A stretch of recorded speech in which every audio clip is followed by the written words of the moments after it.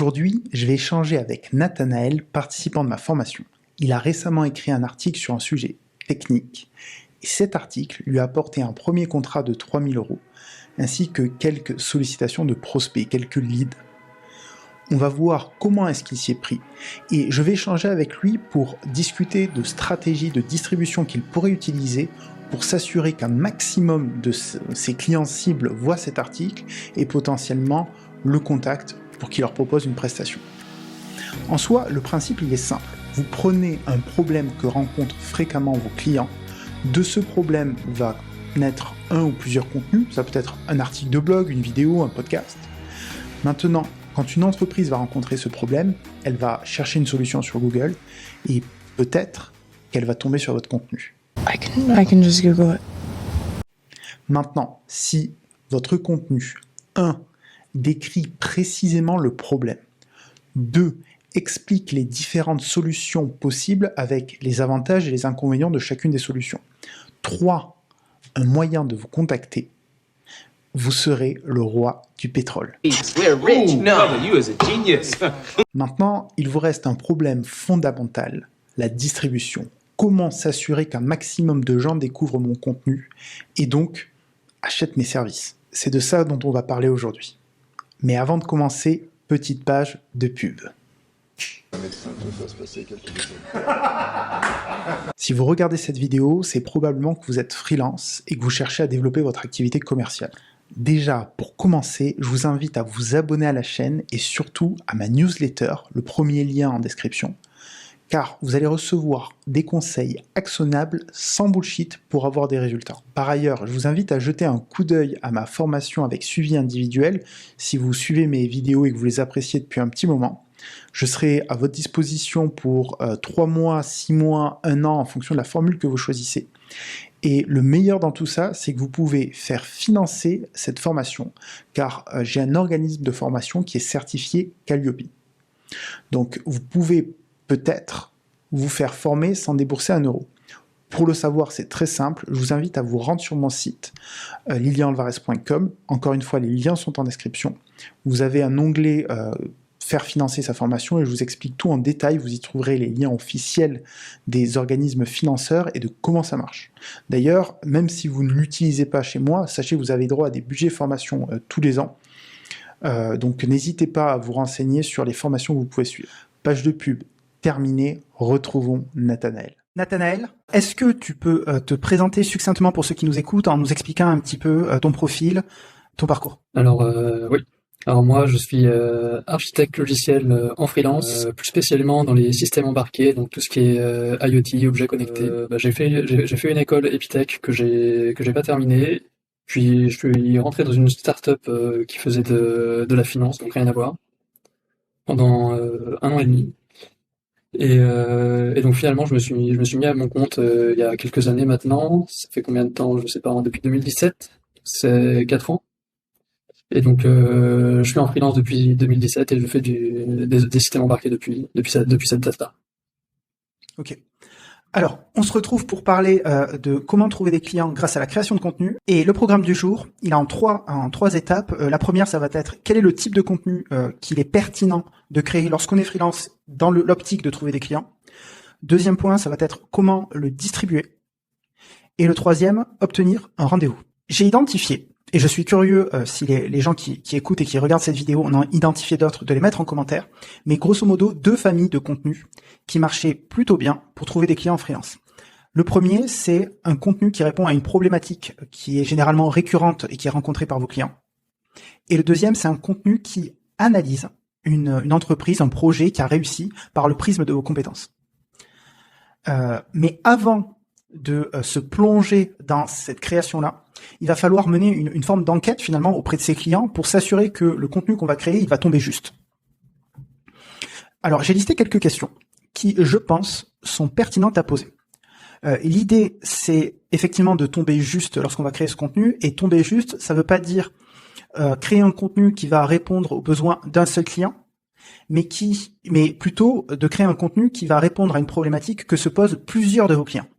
Et pour trouver ces points communs-là, en fait, il va falloir s'intéresser à vos clients, leur poser des questions. parmi lesquelles, quelles sont les problématiques qui vous ont donné envie de travailler avec moi? Comment décririez-vous votre situation avant et après notre collaboration? Quels sont les bénéfices que vous trouvez dans la solution que j'ai apportée?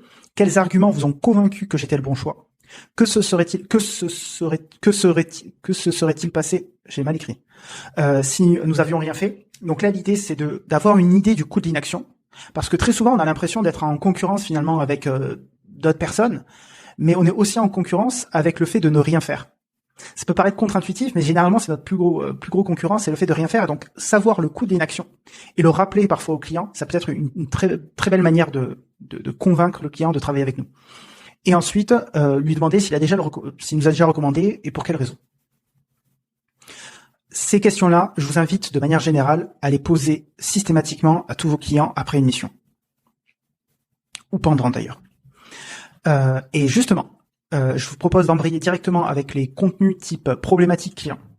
Et j'aimerais que tu nous parles, Nathanaël, de l'article que tu as écrit, de sa structure, et de où tu l'as publié et de ce que ça t'a apporté. Donc l'article dont tu veux que je parle, c'est un article qui parle des problématiques de l'utilisation de technologies open source dans les systèmes embarqués. Alors moi, l'idée de cet article-là, je n'ai pas posé toutes ces questions à mes clients comme tu le suggères. C'est tout simplement que j'ai remarqué systématiquement avec les différents clients que j'avais ces questions-là qui revenaient à chaque fois et que c'était des problématiques auxquelles je pouvais apporter des réponses et qui marquaient tout le temps des points. Alors, qu'est-ce que ça veut dire marquer des points? Marquer des points parce que le client venait pas forcément poser la question directement. Disons qu'il allait partir sur des alternatives payantes, sur des licences commerciales pour le même produit. Et parfois, il n'était même pas au point de la possibilité de faire autrement. Et donc forcément, au moment où moi je rebondis sur ce sujet-là, d'une manière ou d'une autre, et que j'apporte une idée nouvelle sur la table, où je leur propose finalement d'économiser sur ces frais de licence en utilisant une licence open source, et que je suis capable de leur expliquer comment est-ce que c'est possible, je marque forcément des points dans le début de cette relation client, puisque je leur apporte un bénéfice directement à vous-même d'avoir travaillé ensemble déjà. Et puis parce que par cette connaissance, je leur démontre que je maîtrise mon sujet, que voilà, je sors pas de n'importe où. Donc ouais, tu gagnes en crédibilité. Est-ce que donc il t'est très facile à toi dans ce contexte-là de chiffrer finalement le montant des économies que tu vas faire au client, que tu vas faire au client? Oui. C'est assez simple effectivement, puisque je peux estimer par rapport à son projet combien il va devoir payer en licence. Alors à peu près, puisque bon, ça va dépendre de comment est-ce qu'il va s'organiser par la suite, mais je peux me faire une idée. Et bon, on est sur des choses qui se chiffrent en plusieurs dizaines de milliers d'euros. Donc voilà, d'entrée de jeu, je sais que ma solution fera gagner au client une grosse somme d'argent. Donc là, tu as ton argument finalement qui est, j'ai envie de dire, tout trouvé. Ton argumentaire de vente qui est de dire, bah, finalement, je vais vous vendre quelque chose 3 000 euros. Corrige-moi si je me trompe. C'était ça, ton analyse.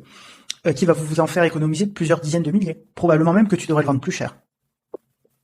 Probablement. Alors, c'est compliqué à placer.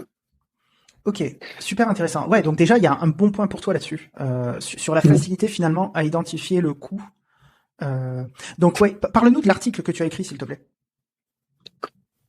Alors l'article en lui-même, écoute, il aborde directement le sujet.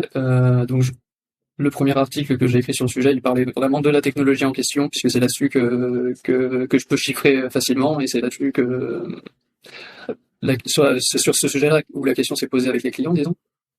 Donc je parle de la technologie. En fait, je commence l'article en partant de l'angle de quelqu'un qui sait pas forcément que c'est possible. Et donc voilà, j'introduis la possibilité nouvelle. Et si on économisait en utilisant cette licence open source, donc la même technologie mais sans payer. Voilà. Donc très simple. Et ensuite, bon bah je détaille cette licence et je liste surtout les obligations qui viennent avec, les contraintes qui viennent avec ce choix, puisque les avantages sont assez clairs, à savoir éviter de payer 10 000, 20 000, 30 000 euros. Et donc je vais lister les obligations. Et comment je termine? Oui, je fais une estimation, il me semble. Oui, c'est ça. J'essaie de faire un peu le pour et le contre entre entre oui, on économise, mais il faut voir aussi qu'on y perd un petit peu sur ces points-là. Et voilà. Et je termine l'article en proposant d'en discuter pour voir comment ça peut s'adapter aux différents projets. Donc moi, ce que je vois, ce que j'ai identifié dans ton article et ce que j'identifie de manière générale dans ce type de contenu-là, c'est grosso modo 3 étapes. C'est décrire la situation au début de l'article ou d'un autre type de contenu, c'est décrire la situation dans laquelle se trouve le client. Voilà, aujourd'hui, vous êtes face à un dilemme. Vous ne savez pas si vous devez économiser votre argent ou le dépenser pour vous faire plaisir. Ensuite, tu t'expliques grosso modo ton argumentaire en disant voilà ce que ça va vous apporter si vous choisissez la solution A et la B, les avantages, les inconvénients, etc. Et tu finis par un appel à l'action. C'est ça. C'est assez classique, ça marche très bien. D'ailleurs, c'est ce que je fais moi aussi, c'est ce qu'on est en train de faire finalement là aujourd'hui avec une vidéo de contenu sur comment trouver des clients. Donc finalement, c'est un format qui marche très bien, surtout je pense dans le cadre des articles, parce que ça va permettre d'être référencé sur Google. Et la première chose que font généralement les clients lorsqu'ils ont un problème, c'est qu'ils vont taper leur problème sur Google. Et si tu es bien référencé par rapport aux mots-clés qui vont entrer, parce que tu connais leur langage, etc., tu vas remonter dans les résultats. C'est ton article qu'ils vont lire, donc tu vas gagner en crédibilité, donc ils vont potentiellement t'employer. C'est ça. Donc ça, c'est le chemin classique. Continuons. Parce que ce n'est pas si simple que ça. Mais avant de continuer sur la distribution, j'aimerais parler un petit peu du contenu de type analyse, qui, je pense, a aussi un potentiel énorme pour 2 raisons. 2 exemples d'abord. Marketing Mania, qui est une chaîne YouTube sur le marketing qui fait souvent des analyses. Généralement, il a fait des analyses de films que j'ai trouvé superbes. La dernière, c'était comment The Rock est devenu l'acteur le mieux payé au monde, où il casse un petit peu, il segmente toute sa vie avec ses choix de carrière et il explique pourquoi c'était des choix de carrière intelligents. Donc ça, c'est quelque part, il analyse une situation, il analyse une réussite, en utilisant ses lunettes, sa grille de lecture qui est le marketing. Et ça, je pense que c'est pertinent pour tous les freelances qui nous écoutent parce que vous avez forcément votre touche à vous. Vous avez forcément, peut-être parce que vous êtes graphiste par exemple, et vous pourriez faire éventuellement une analyse des logos, expliquer pourquoi le logo de Nike il est pertinent ou pas. Pareil pour le logo d'Apple, etc. Donc ça pourrait être un angle. Et les clients qui cherchent à faire un logo, à votre avis, à qui ils vont s'adresser? Ils vont s'adresser à la personne qui a fait des analyses de logo. Forcément, vous allez gagner en crédibilité. Je parlais avec un membre de la formation qui est responsable RH et il avait pas trop d'idées lui sur quel angle partir. Je pense qu'il pourrait très bien faire des analyses de culture d'entreprise. Il y a pas mal de bouquins là-dessus, notamment celui de Netflix qui a une culture de l'excellence très poussée où grosso modo si t'es pas excellent, tu te fais virer. Il tolère rien d'autre que l'excellence. Il y a même un de leurs fondateurs qui s'est fait virer parce que justement il performait plus au top niveau. Voilà, j'ai pris l'exemple du designer, etc. Il y a plein d'exemples. J'ai cité la chaîne de Marketing Mania, j'ai cité aussi la chaîne de Ludoc, qui est un YouTuber. Alors, il a fait pas mal de vidéos humoristiques, je crois, c'est Ludovic. Et il a fait une chaîne d'analyse de cinéma, en expliquant les plans, et c'est super bien expliqué. Il prend des scènes de cinéma et il les analyse en plus ou moins en temps réel, et il met des animations, etc. C'est super bien fait. Et donc forcément, quand on a une problématique, parce qu'on va mettre en place une scène de, je sais pas, moi je l'ai fait récemment parce que je suis en train de mettre en place des dialogues où je me parle à moi-même. J'ai cherché à savoir comment est-ce qu'on fait pour s'assurer que le regard, il donne l'impression qu'on parle à l'autre personne. Tu vois, parce que t'as 2 plans qui vont se succéder de manière cyclique. Et du coup, je suis tombé sur sa chaîne et je me suis dit, waouh, c'est super pertinent, etc. J'ai réussi. Si demain j'avais eu potentiellement besoin d'un monteur, d'une personne qui fait réalisateur, je sais pas quel est le terme technique approprié, potentiellement que je me tournerais avec lui parce qu'il a la crédibilité. Il a gagné la crédibilité en m'apportant de la valeur. Donc voici pour les contenus analyse. Maintenant, sujet central de la création de contenu, c'est la distribution. Parce que c'est bien beau d'écrire un article, etc. Mais maintenant, il va falloir qu'il soit lu. On a parlé d'SEO tout à l'heure. Là, on va parler d'une autre stratégie pour justement s'assurer qu'un maximum de gens découvrent votre contenu. Et pour cela, il va falloir encore se poser des questions sur sa cible client et notamment essayer de la qualifier au mieux, de créer ce fameux persona dont on entend très souvent parler, à savoir taille d'entreprise, type de projet, technologie utilisée, chiffre d'affaires, secteur d'activité, les médias qu'ils consultent, vos clients, les réseaux sociaux qu'ils consultent, mais aussi leur poser la question directement comment vous m'avez trouvé. C'est ultra pertinent de savoir comment on vous a trouvé. Parce que vous allez peut-être, je dis bien peut-être, lorsqu'on va vous dire comment on vous a trouvé, découvrir finalement un canal d'acquisition que vous aviez délaissé jusqu'à présent. Et quand vous allez voir 1, 2, 3, 4 clients qui vous trouvent sur ce canal, eh ben vous allez pouvoir y investir du temps, de l'argent, etc. Si vous identifiez un média en ligne qui est très consulté par votre cible client, proposez-leur un contenu invité. Je ne vais pas rentrer en détail de cette partie-là, j'ai déjà fait une vidéo, hein, je vous la mettrai en description si vous voulez aller la voir, sur comment procéder. Je l'ai fait plusieurs fois, ça marche très très bien lorsqu'on s'y prend comme il faut, on va dire. Maintenant, l'axe dont je veux parler aujourd'hui, c'est le contenu pour les réseaux sociaux. On va parler d'un tunnel de vente qui est assez classique, que j'ai expérimenté à titre personnel, surtout pour la formation, et dont j'aimerais vous parler aujourd'hui. Voilà à quoi il ressemble. Grosso modo, on va commencer par un post, on va dire sur LinkedIn, qui suit la structure AIDA. Alors, la structure AIDA, c'est une structure qui est très connue en copywriting. Le copywriting, c'est l'art d'écrire des publicités. Et cette structure, elle est décomposée en 4 niveaux. Attention, intérêt, désir, action. Je vais vous donner un exemple juste après. Ensuite, on va mettre en place un lead magnet. Un lead magnet, qu'est-ce que c'est? C'est un moyen de récupérer des emails de votre cible client. Et en contrepartie de leur email, on va leur donner un livre blanc, un accès à la newsletter et pourquoi pas notre article. Donc vous pouvez très bien publier votre article de manière générique sur votre blog, tout en aussi le proposant via un lead magnet. Et on va voir l'intérêt du lead magnet juste après. Une fois qu'une personne s'est inscrite dans votre pour récupérer, donc une fois que vous avez récupéré son email, vous allez l'ajouter à votre réseau. Si cette personne est présente sur LinkedIn, ajoutez-la sur LinkedIn. Et ensuite, vous allez pouvoir la contacter. Et tout ce tunnel de vente, il doit aboutir à un rendez-vous. Pourquoi est-ce que ce tunnel de vente aboutit à un rendez-vous? Parce que aucun client n'achètera une prestation à 3 000 € sans vous avoir parlé avant. Il faut comprendre que le problème, c'est que la majorité des gens ne sont pas prêts à acheter tout de suite.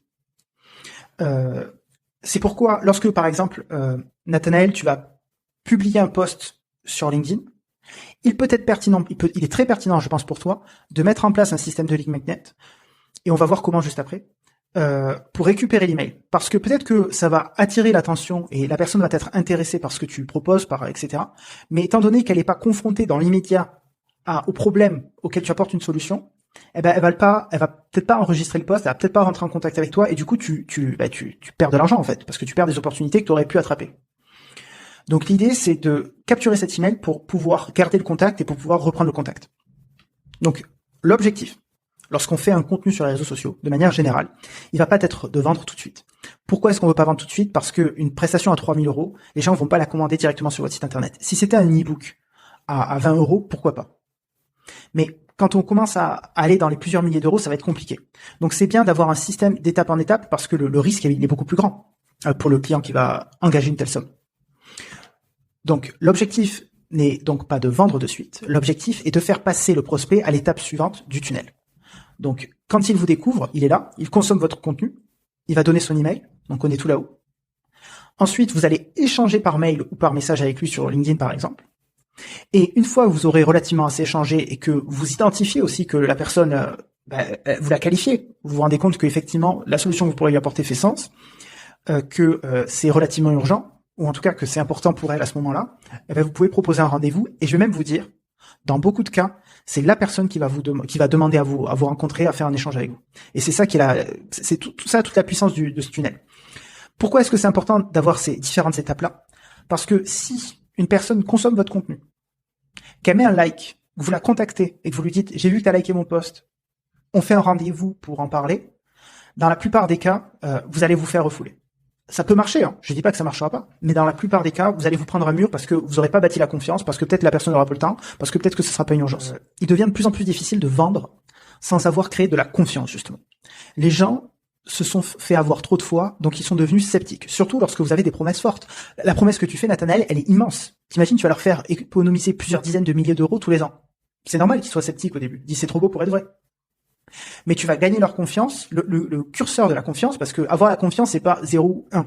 C'est un gradient, enfin c'est un thermomètre, si je puis dire. Et on va voir l'image juste après. Donc la confiance est un curseur qui augmente à mesure que le prospect a des points de contact positifs avec vous. Qu'est-ce que c'est comme point de contact? Un point de contact, c'est par exemple un post qui dit. Votre article qui va ensuite, une fois qu'il aura mis son email ou une fois qu'il aura cliqué sur votre blog, il va lire, là, vous gagnez un point encore. Si vous reprenez contact avec lui et que vous lui renvoyez via votre newsletter du contenu de qualité, vous allez gagner encore de la confiance. Et donc, dans la tête du client, votre jauge de crédibilité, vous allez potentiellement passer de « c'est un vendeur de rêve parce que sa promesse est trop belle pour être vraie » à « ah, c'est intéressant ce qu'il raconte, mais en fait, ce gars-là, il est plutôt pas mauvais. Non, en fait, il est très bon et c'est une star. » Et vous voyez bien que si la personne, elle vous considère comme un vendeur de rêve, ben, elle va probablement pas accepter un rendez-vous avec vous. C'est pour ça qu'il est pertinent d'attendre, et c'est pour ça qu'on met en place ces tunnels de vente finalement. C'est pour éliminer les prospects qui sont pas intéressés tout de suite, ou qui sont pas intéressés du tout, qui sont pas bons, et petit à petit les qualifier jusqu'à aboutir à la vente. Petite parenthèse, moi c'est quelque chose que je fais au quotidien avec ma formation pour freelance. Et je le vois dans mes conversations, puisque je teste tout le temps des choses. Même si une personne a consulté quelques-uns de mes contenus, qu'elle passe sur mon profil LinkedIn, que du coup je lui envoie un message parce que j'ai la notification et je lui dis ah tu fais ça, etc., que je lui pose quelques questions, qu'on discute très rapidement et que je lui dis bah tu veux pas acheter l'information, ça passe pas. Par contre, si je l'envoie vers ma newsletter, qu'elle suit mon podcast, etc., qu'elle suit mes vidéos sur YouTube, et que là je lui demande, je lui dis bah écoute, ça fait un moment que tu me suis, etc., est-ce que tu ne serais pas intéressé par ma formation? Les chances de succès sont bien supérieures. Pour la petite anecdote, un jour j'ai contacté une personne qui me suivait sur LinkedIn et j'étais ultra cash avec lui. Je lui ai dit bah, au vu de ta situation, est-ce que ça t'intéresserait pas de faire ma formation? Et il m'a dit oui tout de suite. Je crois que j'ai même pas fait un call avec lui. Je donnerai pas son nom si tu veux, je te le dirai après. Et pourquoi est-ce qu'il a accepté tout de suite? C'est parce qu'en fait, tous les matins dans la voiture, il écoutait un épisode de mon podcast, du podcast tech. Donc en fait, il me connaissait entre guillemets. Le niveau de confiance, il était déjà là parce qu'il avait déjà écouté peut-être, je sais pas moi, 30 heures de Lydia en fait. Alors maintenant, j'aimerais en parler surtout avec toi, Nathanaël, de la structure des posts, parce que j'ai vu que tu avais commencé à en faire. La manière dont tu as, l'angle que tu as pris, tu me corrigeras si je me trompe, c'est déjà de partager de l'information. Tu as mis en place des carousels, tu as mis en place des posts où tu partages directement l'information. Ce qui est très bien, et je pense que c'est ce qu'il faut faire aussi. Mais il y a un autre axe que j'aimerais développer avec toi ce soir et avec les gens qui nous regardent, c'est créer un post dans l'optique de récupérer un email. Et pour cela, on va adopter la structure AIDA que je vous ai présentée tout à l'heure. Alors ça, c'est juste un exemple, hein, vous pouvez adopter plusieurs différentes structures, mais comment résoudre le problème X? Avez-vous déjà été confronté à tel dilemme? Vous décrivez le problème. Donc là, quelque part, tu partages un petit peu pourquoi tes clients ont acheté, le coût de l'inaction. Alors le coût de l'inaction, d'ailleurs, il pourrait être plutôt dans désir. À voir. Je confonds toujours les deux entre intérêt et désir. Bref. Et ensuite, à ce moment-là, tu pourrais très bien, dans ton cas à toi, faire un sommaire de l'article. En disant, ben voilà, dans l'article, on va voir votre situation actuelle, le montant des économies en fonction de, je sais pas moi, du nombre de licences dont vous avez besoin, les avantages et les inconvénients de chaque solution, etc., etc. Et à la fin de votre post, vous dites, ben voilà, si vous voulez accéder à cet article, mettez votre email pour y accéder. Et là, tu captures leur email. L'inconvénient que je vois avec ça, c'est que quand je donne une information tout de suite, si la personne n'est pas encore prête justement à me donner son adresse email ou quelque chose, je lui ai quand même donné cette information et je me suis quand même rendu utile. Je peux avoir marqué l'esprit sur cette information-là. Ce que tu fais en gardant cette information-là et en demandant absolument une action, je le vois tout le temps sur LinkedIn et moi, même si l'information m'intéresse, je vais pas aller jusqu'à demander. Donc potentiellement, ces personnes-là, pour moi, ils perdent un client potentiel parce que ils ont demandé cette action supplémentaire. Tu en perds dans les deux cas. Dans le premier, parce que étant donné que tu n'as pas l'email, tu n'auras potentiellement aucun moyen de les recontacter. Et peut-être qu'ils vont t'oublier aussi. Oui. Alors, l'intérêt justement, c'est de continuer à publier régulièrement pour éviter qu'ils nous oublient. Exactement. Mais c'est exactement ça. Pour moi, j'ai l'impression qu'un client, j'aurais plus de chances d'aller jusqu'au bout, justement dans le fameux tunnel de vente, si le désir de me contacter est venu entièrement de lui plutôt que si je lui ai demandé de me donner son adresse email. J'en suis pas sûr. Et l'avantage d'avoir son adresse email, c'est que tu as un moyen de le recontacter et de le relancer. Oui, c'est certain. Donc tu sais qu'il existe, tu sais qu'il est là, tu as un moyen de le contacter. Et on va voir en plus d'autres stratégies à mettre en place lorsque tu as l'email de la personne. Voici une structure, un exemple tout simple d'un post que j'ai fait récemment en plus. C'était un podcast que j'ai fait avec Sébastien Lorbert. Donc le bloc attention, c'est travailler pour Facebook en freelance, point d'interrogation, c'est fou. Travailler pour Facebook en freelance sur un projet open source, impossible, pourtant il l'a fait. Donc là, j'attrape l'attention des gens. Je parle un petit peu de son profil pour susciter l'intérêt. Quelque part, voici le parcours de l'invité. Et ensuite, j'accentue le curseur du désir en disant, voici tout ce que, quelque part, vous allez acquérir comme information lorsque vous allez écouter l'épisode. Et l'appel à l'action, il est clair, c'est cliquez ici pour accéder à l'épisode.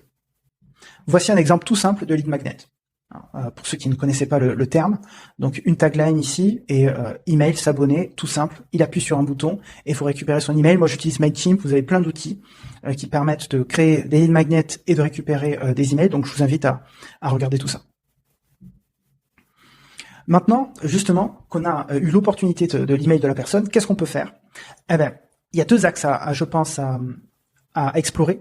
Le premier, ça va être de vendre à travers une conversation. Donc, échanger avec la personne. Bonjour. Alors, je vais montrer des scripts juste après. Et ensuite, continuer à envoyer du matériel de qualité. C'est ça, un des gros avantages aussi de l'email, c'est que tu vas pouvoir continuellement, de temps en temps, envoyer des informations à la personne, d'autres articles sur d'autres sujets qui vont l'intéresser parce que tu sais que ça a intéressé d'autres de tes clients. Alors, quelques petites astuces. Lorsque vous récupérez l'email, je vous invite à identifier, grâce à l'email, le nom et le prénom de la personne, mais aussi potentiellement son entreprise, et de l'ajouter sur LinkedIn. Parce que figure-toi qu'il y a beaucoup de gens qui vont voir ton post, mais qui ne sont pas forcément dans ton réseau. Donc, ils vont le voir une fois, peut-être parce qu'une personne a liké, mais s'ils font pas d'action, tu les perds à tout jamais. Donc, les ajouter sur ton réseau. Trouver leur page entreprise et ajouter tous les employés stratégiques de leur entreprise. Un employé stratégique, c'est qui te recrute habituellement.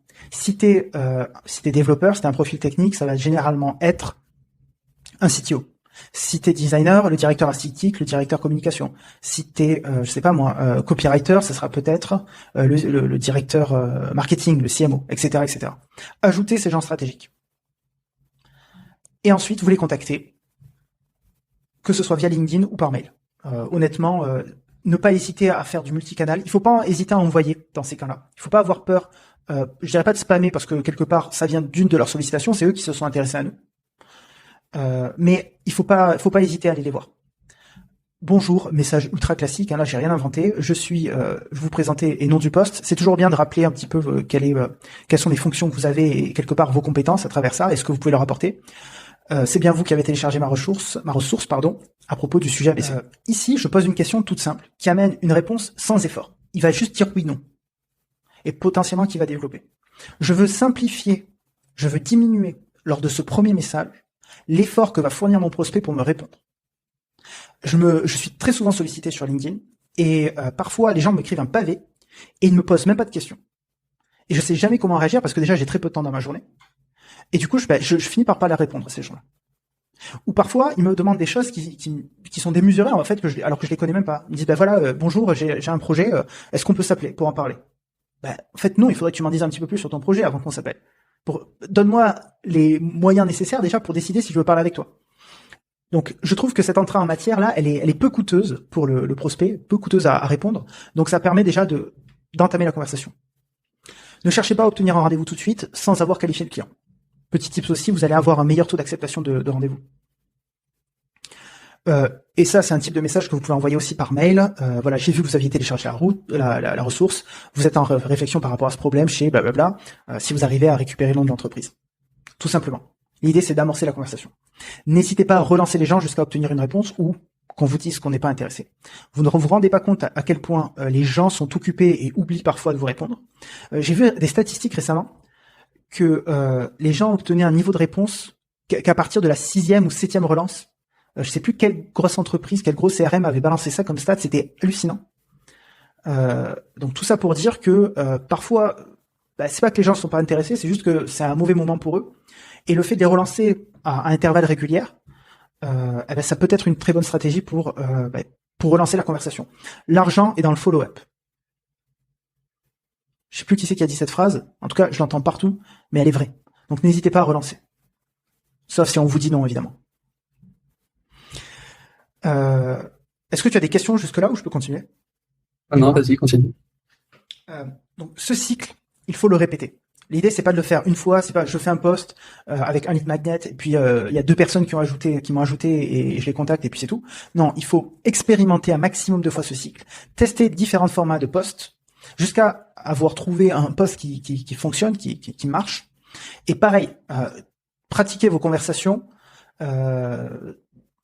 ajouter toujours plus de gens sur LinkedIn qui font partie de ces gens-là. Enfin bref, il faut travailler tout ça, il faut améliorer ses taux de conversion partout. Une fois que vous maîtrisez ce cycle, c'est là qu'il faudra commencer à scaler. Et pour cela, d'ailleurs, Nathanaël, tu pourrais très bien expérimenter la publicité sur LinkedIn. Ouais. Ou produire plus de contenu. Et d'ailleurs, si je reviens au tout début, tout à l'heure, la raison pour laquelle je parlais de récupérer toutes ces informations sur les clients, taille d'entreprise, technologie, etc., c'est qu'une fois que vous allez avoir toutes ces infos-là, lorsque vous allez arriver sur l'espace de publicité de LinkedIn, vous allez pouvoir cibler beaucoup plus facilement les décideurs. Avec votre publicité, évidemment.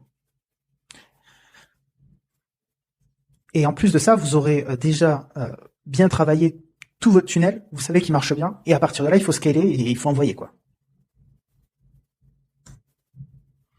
Voilà, mon dernier message, c'est si vous voulez voir à quoi ressemble mon tunnel, commencez par vous inscrire sur lilianalvarez.com/newsletter. Pour découvrir la suite d'une tunnel. Exactement. Du coup, ouais, je suis curieux de savoir quels sont les postes que tu as expérimentés jusqu'à présent. Est-ce que tu peux nous en parler? Les postes que j'ai expérimentés, tu veux dire depuis que je suis en freelance? Non, les posts LinkedIn que tu as créés jusqu'à Ah, les présent postes. pour quelque part apporter de l'attention, pour faire en sorte que ton blog, enfin ton article de blog soit lu. Les postes d'attention, tu veux dire? J'ai surtout fait des articles de contenu, comme tu le disais bien. En fait, jusqu'à récemment, je me contentais plus ou moins de publier sur LinkedIn le lien de mon article en me basant sur la preview qui s'affichait et une petite phrase d'introduction. C'était vraiment, vraiment très limité. T'as eu des retours en faisant Des ça? retours. Est-ce que t'as eu des gens qui lisaient l'article, etc. Est-ce qu'il y avait des gens qui lisaient l'article? Je sais pas. Tu ne traques pas sur ton site, du coup tu sais pas trop. J'ai pas trop de statistiques, donc je pourrais pas trop te dire. J'ai eu quelques réactions, notamment de gens qui a priori correspondaient à ma cible. Donc ça doit me dire qu'il doit y avoir au moins une ou deux personnes qui lisaient l'article dans ma cible. Maintenant, à quel niveau, je sais pas. Je sais que c'est assez faible parce que j'ai encore assez peu de visibilité. Ça fait pas très longtemps que je fais ça en termes de post de contenu. Et donc il y a juste sur mes derniers posts où j'ai commencé effectivement à suivre un peu plus ta structure AIDA pour raconter un peu plus une histoire sur laquelle je commence par faire une mise en situation et donc les différentes étapes que tu montrais pour ensuite enchaîner sur l'article qui est en lien. Voilà. Et donc voilà, dernièrement contenu ce qui me fait du contenu, comment dire, assez rapide à faire, c'est les espèces de diaporamas qu'on peut faire sur LinkedIn.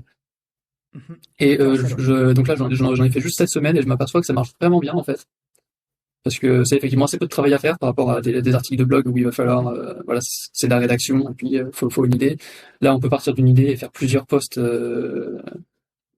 LinkedIn avec. Et ça a l'avantage que c'est très facile à regarder et très rapide à regarder pour les gens sur LinkedIn, et je pense que c'est plus visible grâce à ça. Les gens ont peut-être moins tendance à aller cliquer sur un lien, s'ils peuvent juste swiper sur leur téléphone, c'est plus efficace. Je vais rebondir par rapport à ce que tu as dit. Plusieurs choses. Le premier tips que j'ajouterai, c'est ajouter massivement votre cible sur LinkedIn. Donc, parce que il faut savoir une chose, c'est que l'algorithme de LinkedIn va mettre en avant vos contenus généralement aux dernières personnes qui se sont ajoutées à votre réseau. Donc vous allez avoir un système de pub gratuit quelque part. Parce que si tu ajoutes 100 ou 50 personnes par jour, par semaine, que sais-je, qui font partie de ta cible, dès que tu vas publier ce contenu-là, ils vont le voir. Ton contenu va être de manière privilégiée être poussé à ces gens-là. Donc déjà, hop, tu gagnes leur attention. Donc ça, c'est un truc qui est intéressant à retenir. Le deuxième truc que je te dirais, c'est ton post de carrousel. Publie-le plusieurs fois. Ne te contente pas d'en faire un seul post. Je te dirais, limite toutes les 3 semaines, republie-le. Quitte à changer le texte écrit, mais n'aie pas peur de le republier, ton contenu. Alors, de même. Je suis un peu hésitant à faire ça. En fait, ce carrousel-là, j'ai même hésité à le poster à l'origine parce que il découle d'un post de blog que j'avais déjà posté dans le passé. Et j'ai peur que les gens qui me suivent soient lassés et voire agacés de revoir passer encore encore et toujours le même contenu. Non, parce qu'ils vont l'oublier. En 4 semaines, ils l'oublient. Et même s'ils y pensent, en fait, ils vont juste ils vont juste swiper, tu vois. Il faut vraiment pas que tu aies peur de ça. Et j'ai même certains posts qui marchent mieux lorsque je les republie. Donc vraiment, t'es pas le seul j'avais la même philosophie que toi au début. Et il faut pas s'embêter, il faut faire faut envoyer. Fais du volume. Et le deuxième truc que j'ajouterais, enfin le troisième, je crois, que j'ajouterais, c'est là, tu as pris ton article, tu en as fait un carrousel, donc quelque part, tu as recyclé ton contenu, tu as recyclé le format du contenu, mais le fond est le même. Je dis pas de bêtises. Oui. Et il peut être pertinent que tu en fasses une vidéo, que tu en fasses un audio. C'est une très bonne stratégie de recycler ce contenu, donc de garder le fond qui généralement prend des heures. C'est ça le plus dur finalement. C'est ce travail d'écriture au début qui va demander de la recherche, qui va demander du temps, de l'énergie créative, etc. Mais une fois que vous l'avez, le faire sous plusieurs formats, c'est génial. Parce que les gens redécouvrent quelque part ton idée sur un angle peut-être qui est différent. Et quelque part, tu vois, encore une fois, c'est le nombre la confiance va t'augmenter par vos clients à mesure qu'ils vont avoir des points de contact, et ces points de contact là, ça va être via votre contenu. Alors c'est sûr que dans le cadre d'un article de blog plus les carousels, il y a clairement une valeur ajoutée puisque l'article de blog qui est posté une première fois, même s'il est plus dense en contenu, il est quand même plus difficile d'accès. Alors que là, on a vraiment une information qui est rapide et ça peut changer un petit peu tout aussi. Ça vise pas forcément les mêmes personnes aussi. Récemment, par exemple, si vous me suivez sur LinkedIn, vous le savez, je poste beaucoup de conversations entre un freelance débutant et un pro. Donc le freelance pose des questions au pro, le pro répond, etc. Il y a une conversation. J'ai programmé plus de 60 posts de conversation sur LinkedIn sur 2 mois. Quelque chose comme ça. Et ces posts-là, en fait, ce sont mes scripts de mes vidéos pour TikTok et Instagram que j'ai écrit durant le mois de décembre. Donc, en fait, à la base, moi, ce qui m'intéressait, c'était surtout de faire des vidéos de conversation. J'en parlais d'ailleurs plutôt dans la vidéo lorsque j'ai recherché les angles de caméra, etc. Mais je vais d'un seul contenu en faire plusieurs pièces pour plusieurs réseaux sociaux. D'ailleurs, ces conversations, on peut les retrouver sur YouTube avec des shorts. C'est un nouveau format qui dure moins d'1 minute. On va les retrouver aussi sur Instagram, sur TikTok. Et du coup, je diffuse non seulement plusieurs fois le même contenu, mais en plus de ça, je le recycle. Et soit dit en passant, ces conversations, elles sortent d'où? Elles sortent de ma newsletter à la base, puisque j'ai reparcouru les 32 emails que j'ai écrits dans ma newsletter, et j'ai essayé de tirer de chacun de ces articles-là, enfin de chacun de ces emails-là, une idée clé, une ou deux idées clés, et en faire une conversation. J'aimerais bien monter mes prix auprès de mes clients actuels, mais j'ai aucune idée de comment m'y prendre. Tu factures combien aujourd'hui? 400 € par jour, et j'aimerais monter à 500. Trouve d'autres missions mieux payées. Mais pourquoi faire? J'aimerais beaucoup continuer de travailler avec mes clients, ils sont super sympas. Une fois que tu as trouvé les missions mieux payées, va voir ton client et dis-lui « J'aimerais beaucoup continuer à travailler avec vous, néanmoins j'ai d'autres propositions à des tarifs plus élevés, seriez-vous disposé à revoir mon tarif à la hausse ?» C'est tout. Mais pourquoi est-ce qu'ils accepteraient? Car ça coûte de l'argent de te remplacer. Entre le temps de rechercher le profil, l'intégration dans l'équipe, sa montée en compétences, etc., ça lui reviendra peut-être moins cher de t'augmenter que de te remplacer. Un autre conseil à me donner? Tu es abonné à la newsletter sur lilianalvarez.com/newsletter? Non, lilianalvarez.com/newsletter, tu dis? Oui, inscris-toi, il donne de super conseils. Donc, mais typiquement, là, tu recycles le contenu, mais tu vises. C'est pas les mêmes personnes qui vont le recevoir, donc c'est un petit peu différent aussi. Parce qu'a priori, je vais peut-être voir ton article sur LinkedIn, mais pas sur TikTok. Et inversement, en général, si je vais voir ton article sur TikTok, j'ai assez peu de chances de le lire sur LinkedIn. Probablement, oui. Probablement. Mais tout ça pour dire que je pense qu'il est ultra pertinent de capitaliser sur l'effort qu'on va faire, parce que ça demande beaucoup d'efforts de créer du contenu, pour justement avoir un maximum de résultats. Utiliser cet effet de levier qui est le fait de changer le format, de recycler un maximum le contenu pour le diffuser au maximum. Alors, j'ajouterai un dernier point. Je vois beaucoup de freelances qui démarrent, qui veulent tout de suite automatiser tout ce tunnel de vente. Je pense que c'est une grave erreur. Pourquoi? Parce que lorsque vous débutez, lorsque vous n'avez pas vendu encore à un seul client, vous allez créer ce tunnel de vente sur des hypothèses. Et ces hypothèses, elles sont très probablement fausses. Parce que vous n'avez aucune idée du bon argumentaire de vente, de ce que recherchent vos clients, de la bonne phrase de départ qui va bien marcher, etc., etc. Donc faites tout à la main au début. Et ensuite, chercher à automatiser petit à petit certaines parts de ce tunnel de vente. Par exemple, si vous ne voulez pas mettre de lead magnet, vous pouvez très bien envoyer un message à tous les gens qui vont voir votre profil LinkedIn et qui vont liker, commenter votre contenu. Vous avez un prétexte, et c'est ça qui est dur finalement lorsqu'on fait de la prospection, c'est d'avoir une raison de contacter les gens. Je dis toujours, parce que les gens sont très mal à l'aise à l'idée de faire la prospection, et je prends cette image que j'aime beaucoup, je dis si votre maison est en feu, il y a un pompier qui tape à la porte, est-ce que vous lui ouvrez? Bien sûr que vous allez lui ouvrir. Probablement même que la porte elle sera déjà ouverte. Maintenant, si vous êtes tranquillement chez vous en train de déguster une pizza devant un film et qu'il y a un pompier qui sonne à la porte pour vous vendre son calendrier, est-ce que vous allez ouvrir avec autant d'enthousiasme? Probablement pas. Donc finalement, ce qui compte, qu'est-ce qu'il y a? Est-ce que le pompier devrait pas mettre le feu à notre appartement pour nous vendre son calendrier? On va avoir des problèmes, on va avoir tous les théories du complot qui vont m'attaquer en commentaire après s'ils commencent à dire ça. Tout ça pour dire, cette image, nous on est le pompier quelque part. L'entreprise, c'est la maison qui brûle. Elle a un problème. Et ce qui est le plus dur, c'est d'identifier les entreprises qui ont un problème. Parce que elles divulguent pas forcément qu'elles ont des problématiques, etc. Elles peuvent le faire au travers des offres d'emploi, au travers des posts LinkedIn, en disant on recherche tel profil, au travers d'un podcast. Si vous écoutez un podcast d'un entrepreneur qui parle des problématiques marketing, ben vous avez le prétexte pour le contacter. Vous dites j'ai écouté tel podcast, j'ai vu que tu étais confronté à telle problématique, j'ai travaillé avec des clients où j'ai résolu ça. Regarde la preuve, j'ai travaillé avec un tel. Là, t'as le point d'entrée. La clé, c'est de trouver le point d'entrée et quelque part créer du contenu. C'est le point d'entrée pour nous freelance. Pour contacter nos prospects. On a le prétexte, il faut en profiter, contacter les gens qui like et qui commandent vos posts.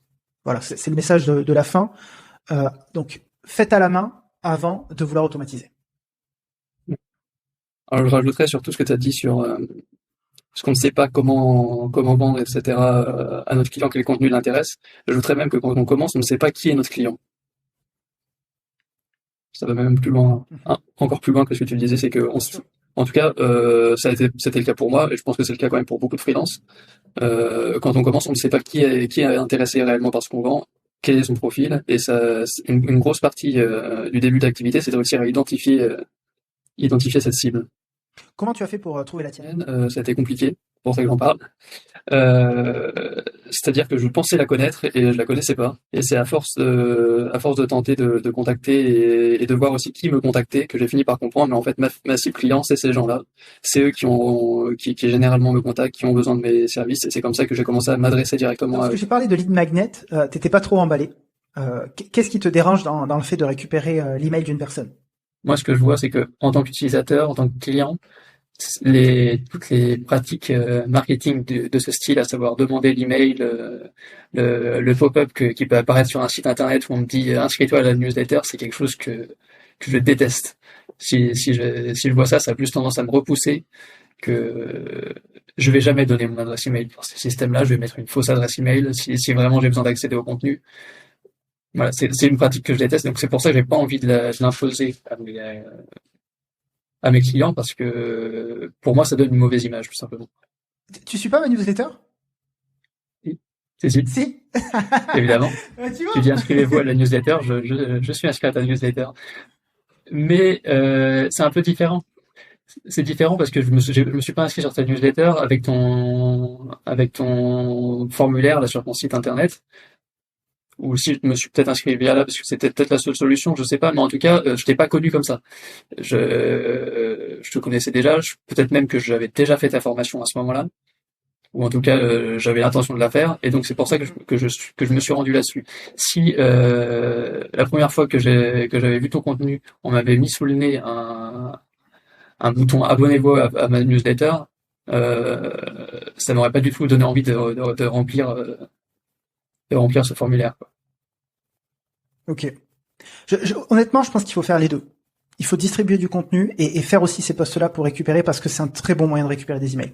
Et je rebondirai sur un truc. Ça te dérange peut-être à toi, mais tu n'es pas ta cible client. Quand tu dis ça me dérange à moi, du coup je veux pas l'imposer aux autres, peut-être que c'est aussi une question de personnalité. Peut-être qu'il y a certains clients que ça va déranger, mais je vois très souvent des erreurs, et c'est peut-être pas dans le même contexte, mais des gens qui veulent se mettre à la place de leurs clients et qui prennent de mauvaises décisions business. Tu vois ce que je veux dire? Le cas typique, c'est je serais 3 000 € pour ma prestation d'analyse, je pourrais pas me l'offrir, je pourrais pas le payer, c'est trop cher. Du coup, je vais le mettre à 50 €. Et là, tu passes complètement à côté de tes clients parce que 50 €, en fait, t'as aucune crédibilité. Et tu vois, c'est cette idée de sell to your own wallet, comme on dit en anglais. Donc, de vendre à son portefeuille. Donc, je pense qu'on pourrait tomber dans ce biais-là, là-dessus. Oui. Et puis, imagine, t'as ta maison qui brûle. Il y a quelqu'un qui t'apporte une solution. Tu vas me dire que tu vas pas donner ton adresse email? Ça dépend. Le pompier, il vient là pour éteindre mon feu. S'il me demande mon adresse email, je suis pas sûr que je vais comprendre pourquoi il en a besoin. Ouais, non, mais si tu vas laisser rentrer chez toi, s'il y a le feu. Oui. Tu vois ce que je veux dire? Et si je reprends la métaphore, c'est la personne, le manager, lui, il a des objectifs. S'il les atteint pas, il va avoir des problèmes. C'est potentiellement lui aussi un moyen d'avoir une augmentation. Ça lui coûte pas grand-chose de mettre son adresse email. Oui. Alors, faut que la promesse d'avantage que tu vas lui apporter avec cette adresse email-là, faut qu'elle soit claire et voilà, faut que ce soit très clair qu'il va effectivement en tirer un bénéfice, parce que le risque qu'on peut avoir, c'est de se dire on me demande mon adresse email, mais je suis pas trop sûr à quoi elle va servir cette newsletter, qu'est-ce qu'il va y avoir dedans. Est-ce que c'est pas un énième mail que je vais recevoir tous les jours parmi tous ces mails dont je veux pas? Effectivement, c'est une objection à laquelle il faut répondre. Ce que tu viens de décrire, c'est une objection. C'est une objection et tu peux très bien, au niveau de ton lead magnet, y répondre à cette objection avec ta proposition de valeur. Mais dans le cadre, alors là c'est dans le cadre du newsletter. Dans le cadre d'un lead magnet, l'idée c'est juste tu mets ton email et tu récupères et je t'envoie un contenu. Mais du coup, tu vas savoir ce que je t'envoie comme contenu puisque je vais te le décrire. Je vais te dire exactement le sommaire de ce que je vais t'envoyer. Tu vois, donc la promesse, elle est claire dans ce cadre-là. Mais oui. Alors je connais bien ce cas-là et c'est le cas dans lequel je donne une fausse adresse email, mais oui, mais du coup, tu reçois pas le truc s'il te l'envoie par mail. si, il y a des adresses. Enfin, c'est pas une fausse Tu mets adresse un email, lien c'est une mail. adresse email temporaire. Ok. Voilà. Non, mais bon, après, je dis pas, hein, ça probablement, très probablement, puisque ça se fait beaucoup que ça fonctionne et que ça permet effectivement Bien sûr, de ça récolter des fonctionne. adresses email. Ouais, c'est quelque chose à voir. C'est vrai qu'intuitivement, c'est pas quelque chose que Tu n'es j'irais pas à faire l'aise avec parce ça. que je suis pas à l'aise. Voilà, c'est ça. J'entends. Il faut que alors, ce que j'aurais tendance à te dire, c'est déjà, est-ce que tu contactes les gens qui like et qui commentent tes posts? Oui. Oui, tu les contactes? Oui.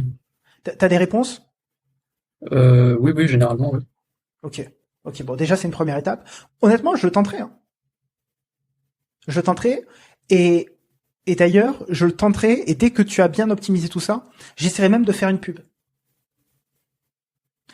Et pourquoi pas de combiner les deux. C'est-à-dire, tu peux très bien faire un carrousel qui donne déjà un aperçu de ton article, et plutôt que de donner l'accès à ton article tout de suite, donc déjà, tu as apporté de la valeur via ton carrousel, tu mets le lien de ton lead magnet. Et si tu vois qu'il y a un post comme ça qui marche bien et tu arrives à récupérer quelques emails, pourquoi pas en faire une publicité, mettre 50, 100 € en ciblant, en testant des cibles, et voir ce que ça donne derrière. Ok. Et concrètement, ce lead magnet, c'est quoi? Parce que dans ton cas, c'est une newsletter, mais t'as d'autres formats? Ouais, l'idée, alors généralement, on appelle ça un livre blanc. C'est-à-dire que la personne, elle va rentrer son email, et la promesse, c'est que tu vas lui envoyer sur son email un document, un PDF généralement. Et le cas typique, c'est les livres blancs, donc c'est quelque chose qui est un document qui va contenir finalement ton article. Alors tu peux retravailler, tu peux mettre des illustrations, etc. pour peut-être le rendre plus sympathique, lui donner un petit côté e-book, illustration, etc. Et tout simplement, voilà. Et après, tu as son email. Alors t'es pas obligé de le spammer, hein. Tu peux tout simplement soit le recontacter via son adresse email, soit lui dire est-ce que ça t'intéresse que je t'envoie d'autres contenus dans ton premier email, tu vois, pour lui demander la permission. Ça peut très bien marcher aussi. Mais déjà, tu as son email, tu vas pouvoir le recontacter par la suite, et c'est vraiment un gros avantage parce que la personne, elle est très probablement, comme la majorité des gens, pas prête à acheter ta prestation tout de suite. Je vois. Ok. C'est quelque chose qu'il faut expérimenter. Je pense que c'est un très bon moyen de ne pas perdre de l'argent. Parce que là, tu vas mettre un énorme effort quelque part dans la création de contenu, et t'as 99% des gens qui sont pas prêts à acheter, en fait. Donc tu perds, je pense, alors je sors ce chiffre de nulle part, Tu perds la majorité des gens en fait. Et du coup, quelque part, par rapport à l'effort que tu mets, le retour sur investissement, il n'est pas à la hauteur, je pense. Mais après, la manière dont je le vois, ces 99% de gens qui sont pas prêts à acheter, est-ce qu'ils seront davantage prêts à acheter si je les contacte? Non, mais Voilà. quand tu les recontacteras dans 3 semaines, 4 semaines, 1 mois, 2 mois, 9 mois, oui, Mhm. peut-être. Ouais. Et tu as un moyen de garder contact avec eux aussi. Si tu crées un autre article dans la même veine, tu pourras le renvoyer. Dire, regardez, cet article, vous l'aviez téléchargé, je pense que celui-ci pourrait vous intéresser, voici le lien si vous souhaitez le lire, introduction de ce dont on parle, etc., etc. Tu réactives un petit peu de ces leads qui se sont inscrites, mais qui ne n'ont pas donné suite parce que c'était pas un problème pour eux urgent. Ouais. D'ailleurs, ils te le L'idée, diront. l'idée, c'est de garder de s'assurer de la visibilité auprès de ces gens-là au moment où ils auront besoin de nous. Exactement. Intéressant.